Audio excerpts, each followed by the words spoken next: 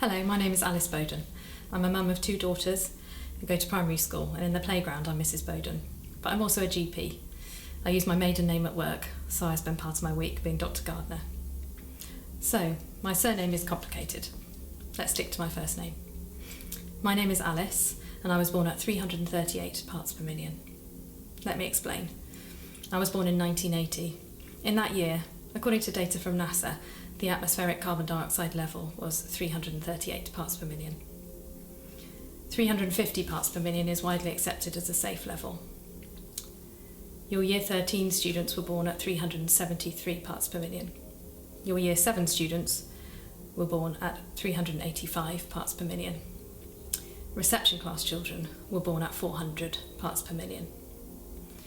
The last 5 years, the entire lifetime of the 5-year-olds in your reception classes, were the 5 hottest years on record. The latest available atmospheric carbon dioxide reading on the NASA website is 412 parts per million. If we could see the carbon dioxide level rising, would we be acting with more urgency? Imagine if carbon dioxide in the air was as obvious to us as smoke hanging over Sydney due to the unprecedented bushfires. Imagine if we could see the level slowly rising, creeping towards us, like floodwaters in Doncaster or the tidal waters in Venice. Would we be shouting louder as the smoke or the tide edged closer towards the children in our care? Would we be working harder to keep that threat away from our children? Would we be demanding change? Climate change is happening now. The smoke and the waters are rising now. The temperature is rising now. We are currently heading for between 3 and 5 degrees of warming within the lifetime of the children at your schools. As the Lancet Medical Journal states, our children face a planet without an Arctic. In the words of Sir David Attenborough, the collapse of our civilizations and the extinction of much of the natural world is on the horizon. On the way to 4 degrees of warming, our children, the children in our schools, will have to survive extreme and unpredictable weather, food and water shortages, human displacement, and the threat of conflict and political instability. The UN tells us that rapid and far-reaching changes are needed to avoid the worst of these risks, but these changes are not happening fast enough.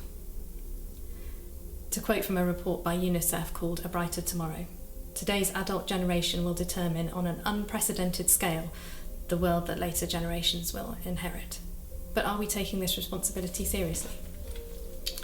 I would argue that until we incorporate the climate emergency into everything we do, we are not taking our responsibility seriously. Our children trust us. My girls trust me to keep them safe. When children and young people walk into my consulting room, they trust me to look after them and keep them healthy. Parents and children trust you every day to look after children, to educate them, and to prepare them for their future. Until we are all acting with urgency on the climate emergency, providing leadership and education in our communities, using our professional voice and influence to put pressure on policymakers, we are failing our children. Miles Allen, a University of Oxford scientist and lead author of the UN Special Report on global warming of 1.5 degrees, argues that the climate change is not so much an emergency as a festering injustice. He writes that every year that goes by in which we aren't reducing emissions is another 40 billion tonnes of CO2 that we're expecting today's teenagers to clean back out of the atmosphere. Based on current costs of removing CO2 from the air, this represents costs accumulating at £8 trillion per year, similar to the total global energy budget. So I would argue that this is not just an emergency, it's a burning injustice. It's a betrayal of every child and young person. We as adults are currently betraying the trust of the children in our care. Unless and until we become part of the solution, we are complicit in that betrayal. We can't wait for change. Our children need us to lead the change.